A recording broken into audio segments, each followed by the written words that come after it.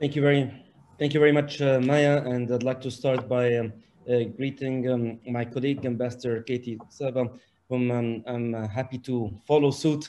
She offered a very conceptual and theoretical perspective of the situation in which we live now. I'll be happy to share some practical examples of how Egypt has confronted those challenges that we're all living now. But also let me start to thank Color Media and Robert Choban for the excellent work that they're doing, and of course our moderator Maya Manoljevic for bringing us back to this level of interaction. Maybe not face to face, but this is the new normal that we have to live with.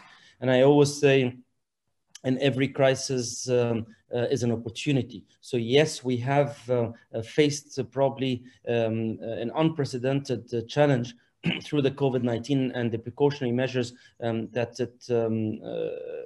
it brought with it. But also the opportunity for this form of interaction is probably unprecedented. So there is a lot that we can learn from the current situation.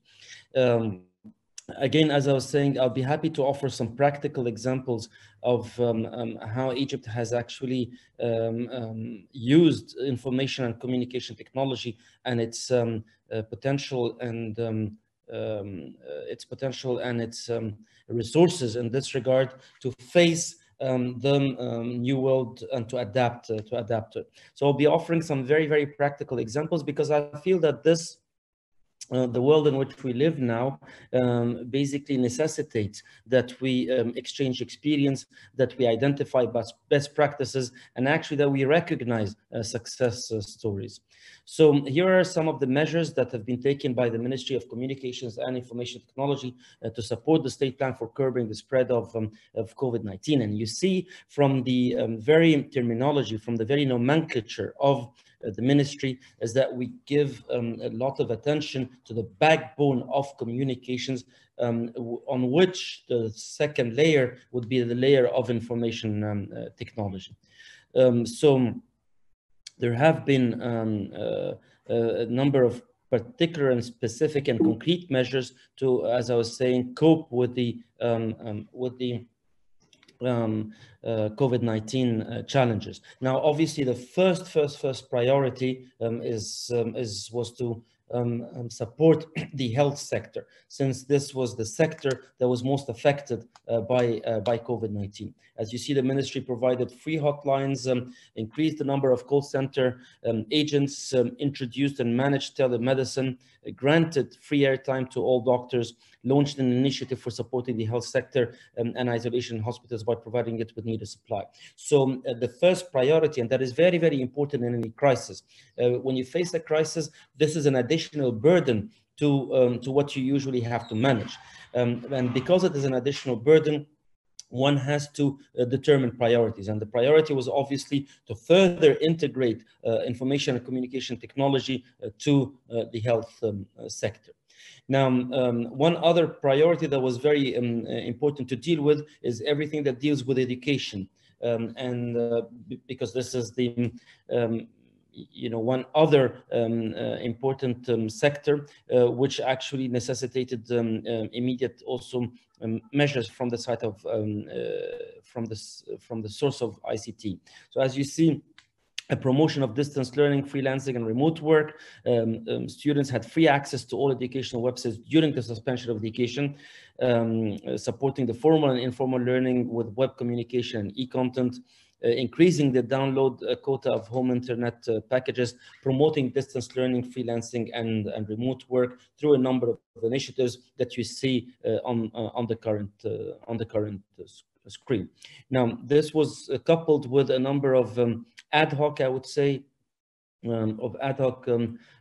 activities through training programs, including online workshops for the digital transformation for government leaders. You almost had to go through a crash course, and including us diplomats. Us diplomats, we're not very well used to these technologies as other professions and sectors are. In fact, as my colleague, the ambassador of Canada, was saying, diplomacy is very much has a human dimension that is central to it. It's the physical presence that is the value added of diplomacy. So, but not only diplomacy, other sectors and professions almost had to go through a crash course to be able to integrate and further integrate digital tools as basically the main tool for interaction and for management during the COVID-19 measures.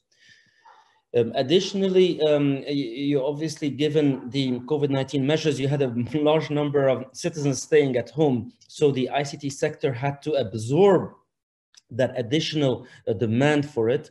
And as you see, some of the measures taken by the Ministry of Communications and Information Technology was providing all home internet subscribers with additional 20% of internet quota, promoting the use of e-transactions, and finally limiting the use of mobile phone balance recharging traditional methods. The COVID-19 impacted the community at large, so the dimension of community service effort was an important outreach to the wider circles. And you see that the Telecommunication Regulation Authority coordinated with mobile operators to participate equally in the providing of staple food to 250,000 families. Now, but the Ministry itself of Communications had to actually also adapt and adjust to the new measures, to the new environment, adopting a number of in-office measures, as you will see, which I think are some best practices and that were basically adopted and implemented in a number of large bureaucratic structures. So to ensure the continuity of work, we had to adapt more to work from home policy, suspend fingerprint staff attendance system, halt all physical meetings and replace them with virtual ones, and use infrared thermometers at MCIT premises. These are some of the in-office measures that had to be taken in this regard. The post and the post system is one that we often forgot, but that has this comparative advantage of a largely distributed network present in all over the country, and I think this is applicable in every single country, or at least in most. So the mission that the post offices were able to implement or able to provide was very important one, including, as you see, stretching the working hours to evening shifts, extending the payment period for landline phone mobiles without interruption of service, and encouraging electronic and online payment of utilities. Now, COVID-19 is a health challenge. There's no doubt about this, but the other dimension of this crisis is obviously the economic impact of it. And hence, ICT was also fully launched or fully utilized to help economically affected citizens through disbursing the irregular employment aid to those suffering the repercussions of COVID-19, and also coordinating with a number of ministries to dedicate a number of schools and youth centers to serve as additional disbursement outlets. So you see, these two have a very large physical network presence, the postal system and the youth centers and schools, and it was important to enable this large physically located network with ICT tools in order to maximize the impact that it would have during such a crisis. Now, there are certain segments of society which are most vulnerable. Persons with disabilities are among those strata and those sectors of society, and hence priority had to be given to persons with disabilities, as you see, to enable them to adapt to them and to face the challenges related to COVID-19 and in general. And one of it was actually this establishment of a chatbot that uses sign language, capitalizing on artificial intelligence. So you see the potential of ICT that it had in this regard, rewarding the persons with disabilities with additional tools through which they can adapt. Now, these are some, best practices, some concrete lessons, concrete measures that were taken in Egypt. And as I was saying, we're happy to share them and to hear from you also what are the measures that were taken here. We've been following them with all our colleagues in the different Serbian and governmental, private, and non-governmental sectors, but also the fact that ICT became essential element of our daily interaction means that for a country like Egypt and Serbia in their bilateral cooperation, and even with the region in general, ICT has to be one of the major areas and domains of cooperation. So allow me to share with you a number of priority areas and incentives that can spur further cooperation between Egypt and Serbia in this field. Now, Egypt has been identified as the destination of choice and primary location of global delivery of IT and business sectors by Gartner in 2019, as you see on the screen. But mainly you benefit by reaching out to Egypt with this fast-paced economy, be it a continuous growth in the GDP, an increasing volume of FDI, in which the ICT sector, as you see, has been the fastest growing sector and the largest contribution to GDP growth. But this particularly is not only about the Egyptian market, but it's also about Egypt being the portal, the gateway, should we say, to an incredible development that is happening in the African continent, which is the establishment of AFCTA. It's a very, very difficult acronym to pronounce. It's the African Continental Free Trade Area. This is the largest free trade area in the world with 1 billion consumers. So you can imagine that for Serbian and Balkan businesses to establish their presence and to foster their partnerships in Egypt, the scale of market that you can reach out to, including by the localization to national languages and other forms of localization. This is obviously well integrated into the 2030 strategy, like many other countries. I will not detail them, but you see the economic, the social, and the environmental direction, and you see some of the objectives that deal with the infrastructure, inclusion, knowledge-based economy, cybersecurity, and elsewhere. Now, in order to be able to, fully partner and reach out to other markets, obviously, one of the first priorities was a conducive business environment. You see on the screen the number of new laws that have been promulgated in order to enable the ICT sector, including e-signature law, cyber crimes law, data protection, investment, intellectual property right, and elsewhere. This has immediately resulted in a well-established and anchored global confidence. These are just some of the testimonies and reference points of global confidence, including the United Nations, as you see, the UN Conference for Trade and Development, but also well-established think tanks and knowledge houses, as we call them in Arabic, PwC, World Economic Forum, and elsewhere. Now I have to wear my glasses because it's getting smaller.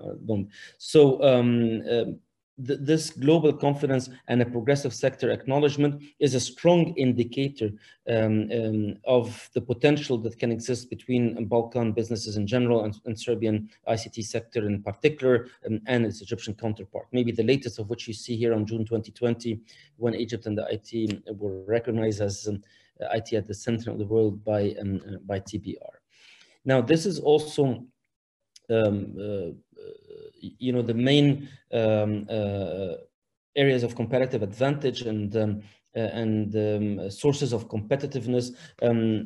that rest on the inspiring innovation, the pivotal location, supportive government, competitive costs, abundant talent, a developed industry, which are major elements, crucial elements for such partnerships.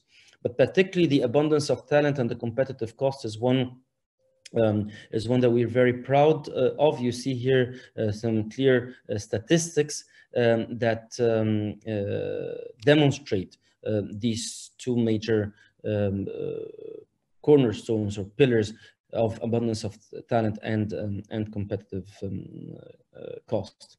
But in addition to this, you would also have the pivotal location. As I was saying, the free trade area in the African continent is just a major development that has happened last year, and something that can be very much of an incentive for Balkan businesses and Serbian ones to benefit from. So the main maybe avenue of cooperation in this regard would be investment, and transfer of knowledge and partnerships. So as you see here, by Fortune 500 has been identified as the time for investment for IT companies. And this was actually capitalized by a number of global ICT leaders. You will see here a number of examples, concrete examples that should send you probably the strongest and most clear message in this regard. As you see here, IBM, Dell Technologies, Vodafone, Orange Business Services, Concentrix, Teleperformance, and elsewhere. So we have a great potential to learn from this COVID-19 how important the ICT sector is and how that can become a major pillar of cooperation between Egypt and Serbia.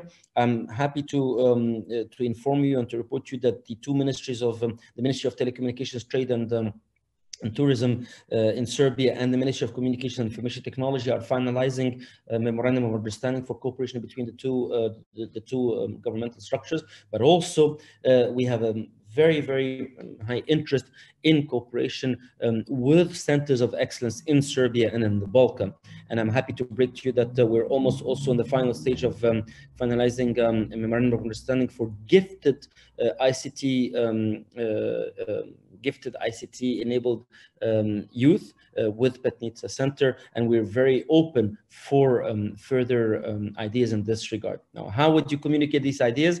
That's simple. We are on social media, Egypt and Serbia, on all the social media. If you want to contact us as being present and part and integral of the Serbian society here, but also I would very much advise you to follow the communications and information technology portals and handles through the following handles that you see on the screen. So I'm very pleased that this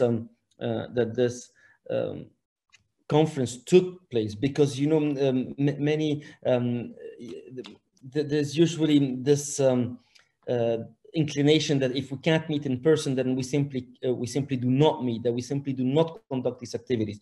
But once again, Color Media and Robert Schubb are proving that there is an opportunity in every crisis, and one of these opportunities is this incredible network that can be established.